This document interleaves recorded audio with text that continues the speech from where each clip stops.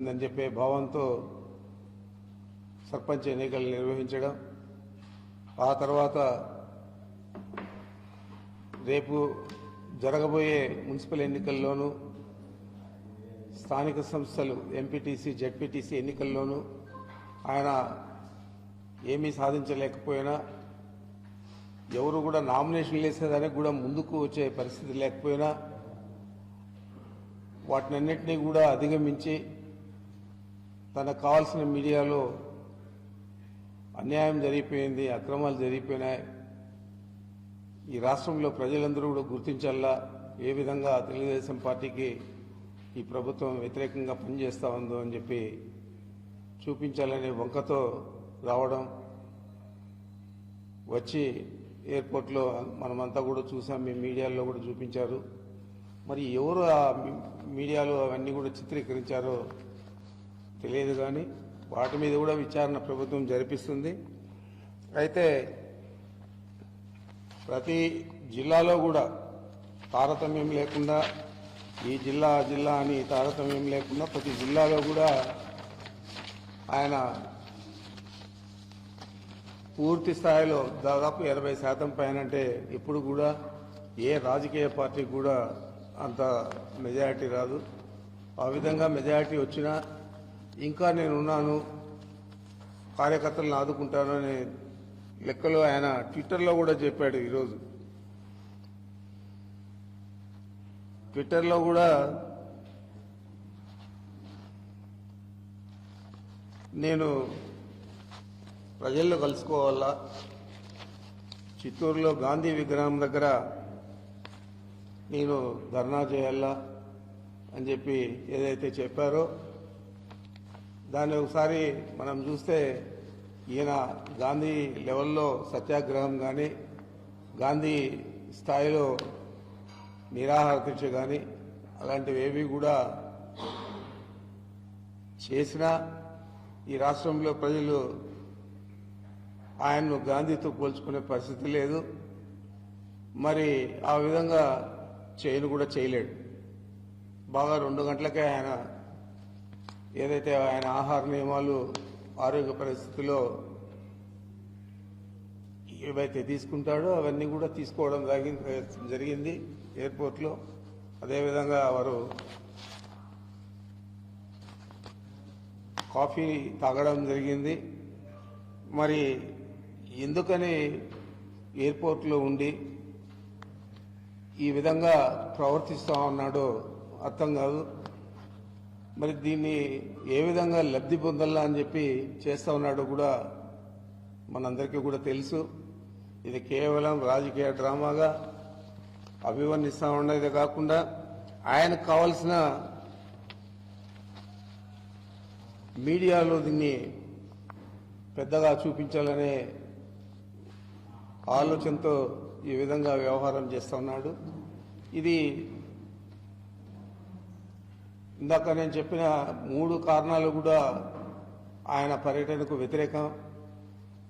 చేయకూడదని తెలిసినా కూడా వచ్చి ఈ విధంగా వ్యవహారం చేస్తూ ఉన్నాడంటే ప్రజల దగ్గర ప్రభుత్వం తప్పు చేస్తూ ఉంది అని చెప్పి చెప్పాలనే ఆలోచన ఆయనది. మరి నేను అడుగుతా ఉన్నాను చంద్రబాబు నాయుడిని, ఆ రోజుల్లో కోవిడ్ నిబంధనలు లేవు, ఎన్నికల నియమాలు లేదు, లేదా ఏ విధమైన ఆంక్షలు లేనప్పుడు కేవలం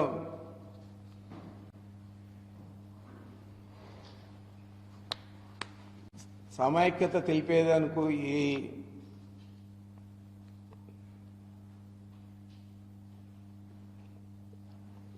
ఆ రోజు మనకు రావాల్సిన ప్రత్యేక హోదా రాలేదని చెప్పి ప్రజలతో సమైక్యత తెలిపేందుకు ఆ రోజు క్యాండిల్ ర్యాలీలో పాల్గొనేందుకు విశాఖపట్నం వెళ్తే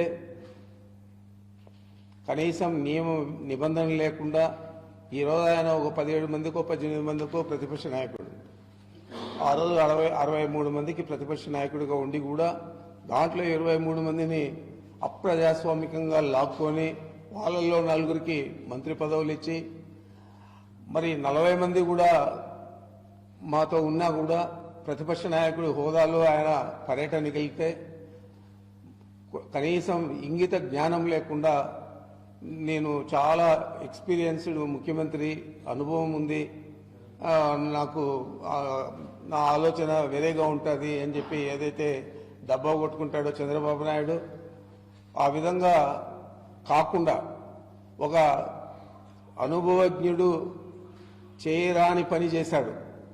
కేవలం కనీసం ఈరోజు మేము ఆయనకు మర్యాద ఇచ్చి మర్యాదగా తీసుకెళ్లి విఐపీ లాంజ్లో కూర్చోబెట్టి మీరు రండి సార్ అని ఎన్నిసార్లు పిలిచినా ఆ టీవీలో రావడానికి కింద కూర్చొని డ్రామా చేసి తర్వాత విఐపీ లాంజ్కి పోవడం జరిగింది. ఆ విధంగా కాకుండా రన్వే మీదే కూర్చోబెట్టి మా నాయకుడిని ఏ విధంగా అవమానం చేశారో మీరందరూ కూడా చూశారు. జగన్మోహన్ రెడ్డి గారు ఆ రోజు ఎంతో ఓపికగా రన్వే మీదే కూర్చొని తర్వాత వచ్చే గౌరవప్రదంగా తర్వాత వచ్చే విమానంలో తిరిగి బయలుదేరి వాపసు రావడం జరిగింది. మరి ఆ విధంగా కాకుండా పొద్దున నుంచి ఇప్పుడు దాకా నానా యాగి చేస్తా, నానా రాద్ధాంతం చేస్తా, దీనంతా కూడా ఏదో ప్రజలు ఆయన్ను అడ్డుకున్నారు, ఆయన పెద్ద గొప్ప నాయకుడు, ఆయన అడ్డుకోవడంలో చాలా నష్టం జరిగిపోతుంది ప్రభుత్వానికి అనే ఆలోచన చేస్తూ ఉన్నాడు. ఇది చాలా దురదృష్టకరం. ఇంకా ఆయనకు వంత పలుకుతూ సీనియర్ నాయకులు గోరంట్ల బుచ్చయ్య చౌదరి, అచ్చెన్నాయుడు, ధూళిపాల నరేంద్ర చౌదరి, కాలువ శ్రీనివాసులు, అమర్నాథ్ రెడ్డి, బండారు సత్యనారాయణమూర్తి, బీటీ నాయుడు, జవహర్, పీతల సుజాత తదితరులంతా కూడా ట్విట్టర్లో చంద్రబాబు అరెస్టుపై నిర్బంధించినట్లు అరెస్టుపై ధ్వజమెత్తారు. ఎవరు అరెస్ట్ చేశారు? ఎవరు ఆయనకు ఇబ్బంది పెట్టారు? ఏదైనా నీకు అవమానం జరిగిందా? గతంలో మన ప్రతిపక్ష నాయకుడిగా ఉన్నప్పుడు వైఎస్ జగన్మోహన్ రెడ్డి గారిని ఏ విధంగా నువ్వు అవమానించావు? ఆ రోజు ఈ నాయకులకంతా కూడా గుర్తులేదా? కేవలం వీళ్ళందరూ కూడా గొప్ప నాయకులుగా చెప్పుకునే వీరందరూ కూడా చంద్రబాబుకు తందానా అంటే తానా తందానా అని పలుకుతున్నారు తప్ప వాళ్ళకి తెలియదా? ఎన్నికల నియమాలు ఉంది, కోవిడ్ నిబంధనలు ఉన్నాయి.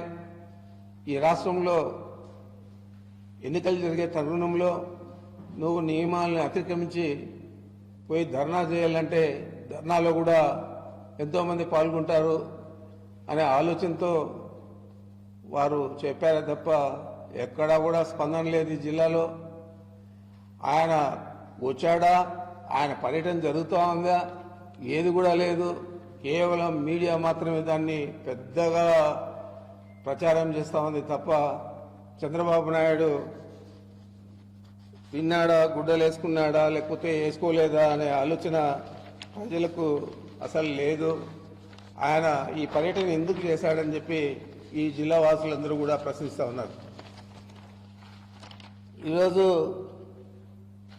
చంద్రగిరిలో ఓడిపోయావు, కుప్పం వారిపోయావు.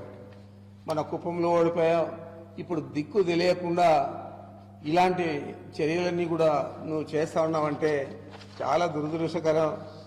తెలుగుదేశం పార్టీ ఉనికి కోల్పోతా ఉంది. ఏదో ఒక విధంగా కాపాడుకోవాలనుకుంటా ఉన్నావు. తెలుగుదేశం పార్టీ అసలు నీది కాదు, నువ్వు లాక్కున్న పార్టీ. మరి ఈ పార్టీని లాక్కునే దానికి వారికి సంబంధించిన తెలుగుదేశం పార్టీకి సంబంధించిన వారు చాలామంది ముందున్నారు. నీకు ఈ పార్టీ కూడా ఉండదు, నీ ఉనికి కూడా రాజకీయాల్లో ఉండదు. ఇవన్నీ కూడా ఆలోచించే ఈరోజు ఇలాంటి చర్యలు చేస్తా ఉన్నావు. మరి ముందే నీకు ఎన్నికల అధికారులు కూడా ఒక పోలీసులు ఎన్నికల సందర్భంలో ఆయనకు లెటర్ కూడా రాశారు. ఎన్నికల ప్రక్రియకు అదేవిధంగా ఎలక్షన్ కమిషన్ పర్మిషను ఇవేవి కూడా లేకుండా ఇప్పటికే అమల్లో ఉన్న పోలీస్ యాక్ట్ 30, అదేవిధంగా ఎంసీసీ ఎంసీసీ అంటే ఎలక్షన్ నియమావళి ప్రకారము ఏదైతే నిబంధనలు ఉన్నాయో వాటి ప్రకారం కోవిడ్ సెకండ్ వేవ్ కూడా ఉధృతంగా ఉంది, మీరు రావద్దండి, మీరు వచ్చి ఇక్కడ ఇబ్బంది పడడం బాగుండదు, తెలిపిన కారణాల వల్ల మీరు ఈ జిల్లా పర్యటనకు రావద్దని చెప్పి ముందే ఎన్నికల అధికారులందరూ కూడా లేఖ రాశారు. ఈ పోలీస్ అధికారులు ఎన్నికల అధికారుల ద్వారా ఈ లేఖ రాశారు. మరి ఏం జరిగిందని చెప్పి ఇక్కడ మీరు ధర్నాకు వస్తున్నారు. మీరు గతంలో ఏం చేశారు ఎన్నికల్లో? అటు అసెంబ్లీలో చూస్తే 63 మంది శాసనసభ్యులు ఉన్న పార్టీలో దాదాపు 23 మందిని లాక్కున్నారు. 23 మంది మీ పార్టీలో చేరేదే కాకుండా 4 మీరు మంత్రి పదవులు కూడా ఇచ్చారు. ఇలాంటి ఎన్నికల్లో అన్ని అక్రమాలకు పాల్పడినారు. మేము గెలిచిన ఎంపీటీసీలను తీసుకొని మీరు మండల్ ప్రెసిడెంట్లు చేసుకున్నారు, ఎంపీపీలుగా మండల్ ప్రజాపరిషత్ అధ్యక్షులుగా చేసుకున్నారు. అదేవిధంగా మేము గెలిచిన జడ్పీటీసీలు తీసుకొని జిల్లా ప్రజాపరిషత్ అధ్యక్షులు చేసుకున్నారు. మేము గెలిచిన కౌన్సిలర్లు కార్పొరేటర్లను తీసుకొని మీరు కార్పొరేషన్లు మున్సిపల్ కార్పొరేషన్లు మున్సిపాలిటీల్లోనూ అధ్యక్షులుగా చేసుకున్నారు. మరి ఆ రోజు ప్రజాస్వామ్యం కనపడలేదు. అలాంటి వ్యవహారం చేయాలంటే సిగ్గు శరమం ఉండాలని కూడా ఆలోచన చేయలేదు. ఏకంగా అడ్డంగా మీరు వ్యవహారం చేశారు. ఈరోజు మేము ఆ విధంగా చేయడం లేదు. మీ శాసనసభ్యులు కూడా మా ముఖ్యమంత్రి గారు, మా నాయకుడు జగన్మోహన్ రెడ్డి గారు పార్టీలో కూడా చేర్చుకోలేదు. మేము పార్టీలో చేర్చుకుంటాము, మీరు రాజీనామా చేయకుండా రాండి అని ఉంటే ఈవేళకే దాదాపు 60 మంది శాసనసభ్యుల పైన వైఎస్ఆర్ కాంగ్రెస్ పార్టీలో చేరిండేవాళ్ళు. మేము ఈరోజు కూడా చెప్తా ఉన్నాం, చంద్రబాబు నాయుడు మేము నీ మాదిరి తెలుగుదేశం పార్టీలో గెలిచిన ఎంపీటీసీలను తీసుకోము, జడ్పీటీసీలు తీసుకోము, ఆ విధంగా అక్రమంగా ఎంపీపీలుగాను జడ్పీ చైర్మన్లుగాను మేము చేయము. మేము కేవలం మా ప్రజాబలంతో మేము ఎక్కడ గెలుస్తామో అవన్నీ కూడా చేస్తాం తప్ప ఇవన్నీ కూడా చేసిన వ్యక్తి నువ్వు ఈరోజు ప్రజాస్వామ్యం అని గొంతు చించుకుంటా ఉన్నావు. ఎన్నికలు ఏ విధంగా నువ్వు నిర్వహించావో, లోకల్ బాడీ ఎన్నికలు ఎందుకు నువ్వు పోస్ట్పోన్ చేశావు? ఎన్నికలు 3 సంవత్సరాలకు ముందరే పెట్టిండాల్సింది ఎందుకు నువ్వు పోస్ట్పోన్ చేశావు? 2014 నుంచి 2019 దాకా. ఇవన్నీ కూడా ఈ రాష్ట్ర ప్రజలకు తెలుసు. ఎందుకంటే నువ్వు ఆ రోజు ఎన్నికలు పెట్టింటే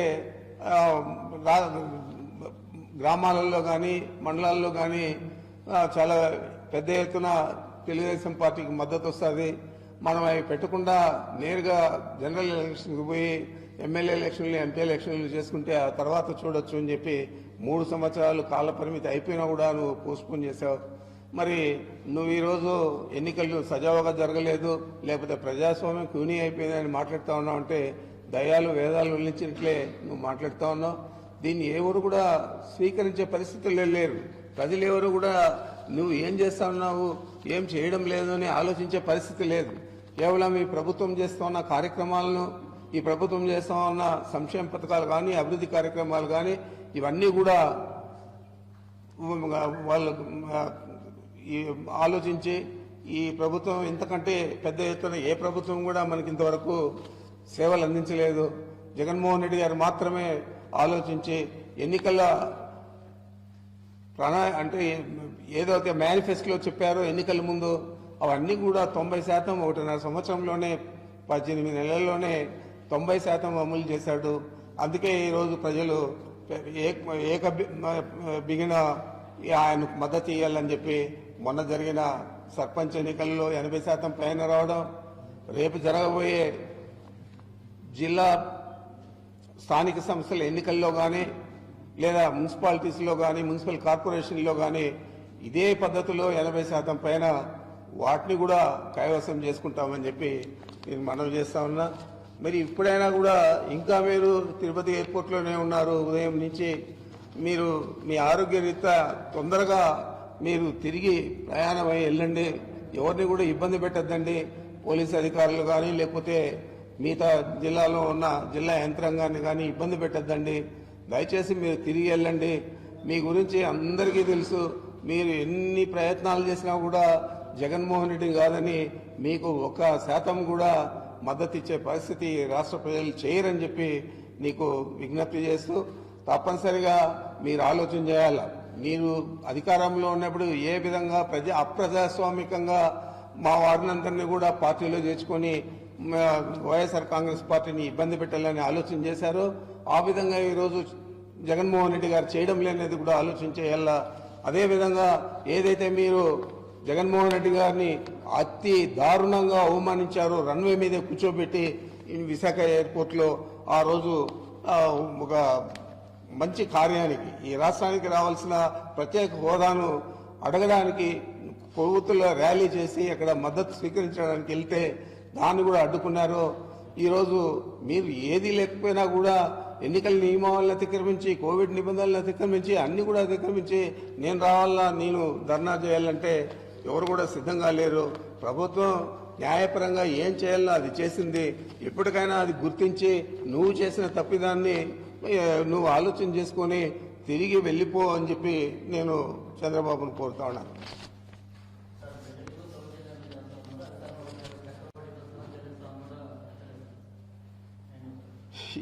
అది చక్రవడ్డీ నాకు తెలియదు కానీ వడ్డీ లేదు, చక్రవడ్డీ లేదు. చంద్రబాబు తిరిగి మళ్ళీ అధికారంలోకి వచ్చేది కూడా లేదు. ఆయన ఏ రోజైనా ఆయన 2014 ఎన్నికల ముందు చెప్పిన ఎన్నికల హామీలు దాదాపు 600 హామీలు, 100 పేజీల మేనిఫెస్టో ఏదైనా పూర్తి స్థాయిలో అమలు చేశాడా అని అడుగుతున్నాడు. ఏది కూడా అమలు చేయలేదు. ప్రజలందరినీ మభ్యపెట్టాడు. ఆ మేనిఫెస్టోనే కనపడకుండా వెబ్సైట్ నుంచి తీసేశాడు. మరి అలాంటి వ్యక్తి చక్రవడ్డీ చెల్లించేదేంది, వడ్డీ చెల్లించేదేంది నాకు విడ్డూరంగా ఉంది. ఈ జిల్లాలో నీకు రాజకీయంగా నూకలు చెల్లిపోయినాయి. నువ్వు ఎక్కడ నిలిచినా గెలవలేవు. ఆ ప్రయత్నం మానుకో. ఏదో ఒక జిల్లాలో నువ్వు నీకు కావాల్సిన జిల్లాల్లో ఏదో చోట పోటీ చేయాలనుకుంటే పోటీ చేయి. అక్కడ కూడా గెలిచే పరిస్థితి ప్రజలు కల్పించారని చెప్పి నేను తెలియజేస్తా ఉన్నాను.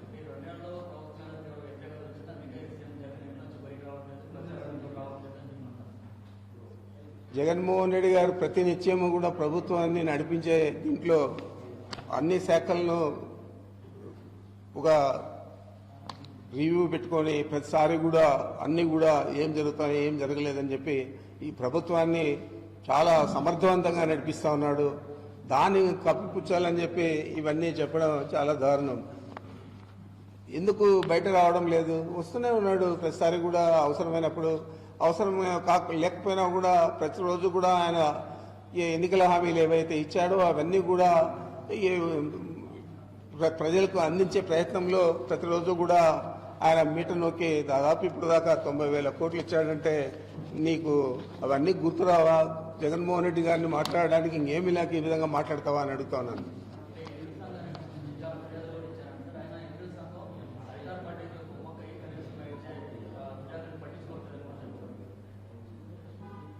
ఒకరోజేమో నిద్ర పెట్టుకున్నాడు. నేను ముందే చెప్పాను, మీడియాలోనే చెప్పాను, అయ్యా నేను ఎస్సీసీ గురించి మాట్లాడకూడదనే నిబంధనలు ఉన్నాయి కాబట్టి నేను మాట్లాడదలుచుకోలేదు.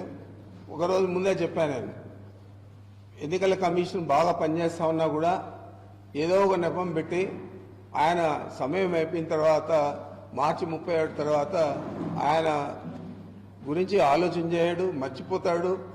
మర్చిపోయినట్లు యాక్షన్ చేస్తాడు. కనీసం ఆయన ఫోన్ కాల్ కూడా రిసీవ్ చేసుకునే పరిస్థితి ఉండదని చెప్పి ముందే చెప్పాను, మీడియాలోనే చెప్పాను. అదే చేస్తాడు చంద్రబాబు నాయుడు తప్ప వాడుకొని వదిలేసే తత్వం చంద్రబాబు నాయుడుది. ఎవరైనా ఆయనకు మద్దతు ఇస్తే వాళ్ళకు అండగా నిలిచే తత్వం మా నాయకుడు జగన్మోహన్ రెడ్డి గారిది అని చెప్పి తెలియజేస్తా ఉన్నాను.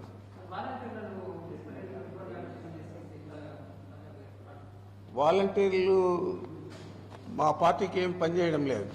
ప్రభుత్వం ఇచ్చిన కార్యక్రమాలు, ప్రభుత్వం ఇచ్చిన సంక్షేమ పథకాలు అన్నీ కూడా ప్రతి 50 కుటుంబాలకు వాలంటీరు వాళ్ళ ఇండ్లకు చేసే పరిస్థితి చేస్తున్నారు. కానీ వాళ్ళను ఈ ప్రభుత్వం ఎన్నికలకు మీరు పనిచేయండి, మా పార్టీకి మద్దతు ఇవ్వండి అని ఏ రోజు కూడా కోరలేదు. అందుకే ఈరోజు మేము సేవామిత్ర, సేవారత్న, సేవా వజ్ర అని చెప్పి పురస్కారాలు కూడా మా ప్రభుత్వం మా నాయకుడు జగన్మోహన్ రెడ్డి గారి ఆధ్వర్యంలో త్వరలోనే ఇవ్వబోతోందని, ఉగాదికి ఇవ్వబోతోందని కూడా తెలియజేస్తా ఉన్నాను. Thank you.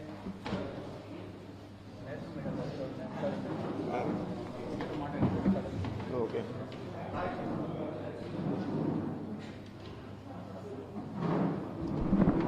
I am only appealing to media people.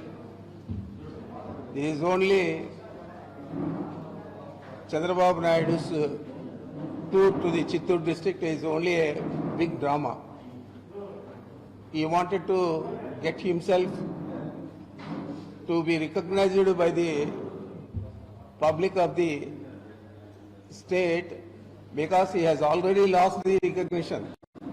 His party is going to be closed because that is Telugu party is not his own party. He got from his father-in-law undemocratically, and today that is going to be closed. At this time, he wanted to create a big news by coming to Tirupati, by staying at the airport, and he is doing all dramas at the airport. This is only to attract the media's attention that he is doing something, and he is trying to protect democracy. Democracy has been murdered when he was chief minister. He took 23 legislative members to his party. Among 23 people, he gave 4 persons cabinet rank ministries, and also in all the local body elections also, he took out people and made Mandal Praja Parishad presidents, Jilla Parishad chairmen like this. So nobody is bothered about his tour today in our district. In our district, all the people are unanimously supporting Jagan Mohan Reddy's rule. He is democratically ruling the state. He is implementing all the promises made during before the elections. And today, everybody are satisfied. That's why we got 80% of the sarpanchas got elected by YSR Congress party. Then what is the fun he is coming and making a hue and cry? Tomorrow also we are going to get more than 80% of Mandal Praja Parishad presidents and ZP chairpersons and municipal corporations, municipal chairmen. All the elections we are going to win not less than 80%.